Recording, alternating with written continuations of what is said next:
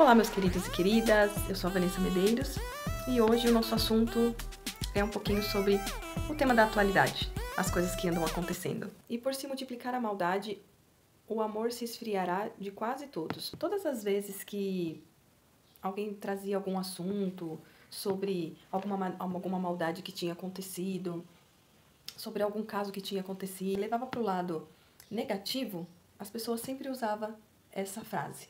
Não, é porque a Bíblia diz que nos finais dos tempos o amor de muitos se esfriaria. Eu tenho observado nas redes sociais as pessoas difamando a igreja, né, a religião evangélica, querendo denegrir assim, de qualquer forma, trazendo escândalo. Toda vez que você rola um feed, passa duas coisas, a terceira já vem logo vários casos polêmicos que são levantados dentro da igreja.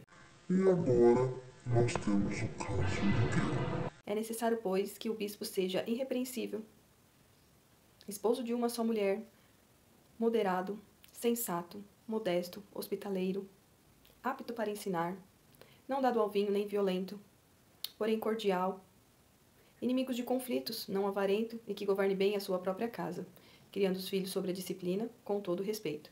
Pois se alguém não sabe governar a própria casa, como cuidará da igreja de Deus?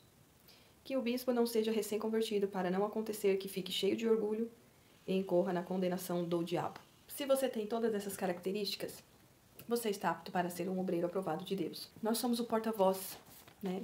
Nós somos os apoiadores. E sempre foi assim. Dentro da igreja evangélica, a gente sempre teve essa parte de estar indo prestigiar, né? A gente sempre teve essa forma calorosa de receber os pregadores, os cantores. E recentemente, o Marcos Feliciano postou uma publicação no Gideões, falando ali sobre o Miguel, né? Falando um pouco da sua família, falando um pouco da sua vida, ali do seu pai, né? Dando um breve testemunho. Quem era o Miguel antes o Marcos Feliciano se posicionar? Era o jovem que estava sendo perseguido, como ele mesmo disse, né? Este é o jovem que vocês estão perseguindo, né? E quem é o Miguel agora, depois dele se pronunciar? Então, assim, a gente vê que a figura que está ali diante, levando o nome de Deus, ela sempre tem uma influência muito grande. A sua palavra, ela tem um peso maior. A Bíblia mesmo vai falar sobre isso. A sua palavra, ela tem um peso maior. Mas, assim, isso é uma realidade, né? Isso não muda. E isso nunca vai mudar. Porque, como eu falei, nós somos os influenciadores. Nós somos os porta-voz e os apoiadores. A gente sempre faz esse papel, né? De sentar ali, prestigiar, apoiar, né? E, por um triz, talvez não adorar. Há as exceções. Mas por conta disso, pessoas que estão dentro da igreja, seus filhos estão fora da igreja, muitas das vezes seus filhos estão dentro da igreja sendo manipulados a crescerem dentro daquela religiosidade, dentro daquela visão. Então, assim, ele está sendo disciplinado daquela forma para ter tal desenvoltura. Até quando, né, que isso vai acontecer? Sim, Jesus entrou no templo e expulsou todos os que ali vendiam e compravam.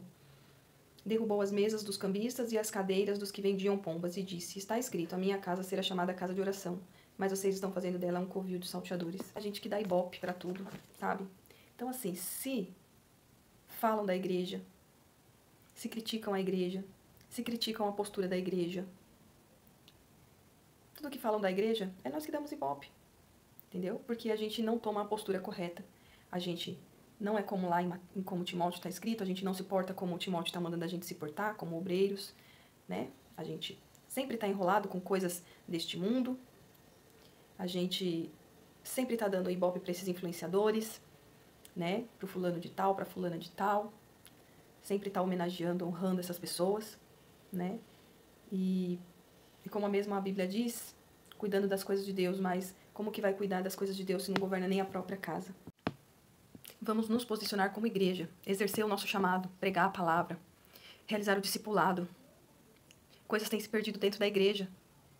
Oração, jejuns, visitas. Vamos nos posicionar. Evangelismo, cultos domésticos. Vamos nos posicionar. Nós não somos essa igreja que as redes sociais estão pregando, que as redes sociais estão mostrando. Nós não somos essa igreja. Nós somos a casa de Deus, a casa do Espírito Santo. Então nós temos que se portar como tal. E não vamos deixar ser influenciados por estas coisas.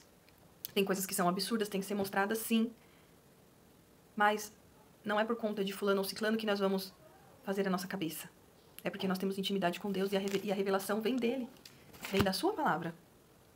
E por esse motivo nós estamos seguros. Então vamos nos posicionar como igreja. Deixar de dar ibope para essas coisas. E voltar ao centro da adoração. E entregar a Deus o nosso louvor. A honrar a Deus. E se Ele quiser se manifestar, Ele que se manifeste. Em honras, em glórias, em louvores, em revelações. Mas se Ele não quiser, vamos adorá-lo da mesma forma. Buscar. E vamos deixar de dar ibope a essas páginas que ficam influenciando esses pregadores. Que usam a imagem. Que usam o errado.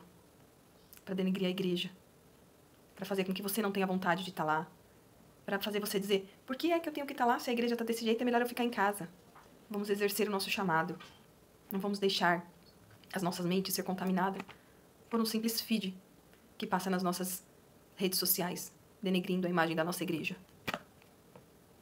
Nós ainda somos um povo santo e escolhido por Deus. E é para Ele que é toda a honra, toda a glória, todo o louvor e toda a adoração. Obrigada por assistir o vídeo. E se você gostou, já curte e compartilha.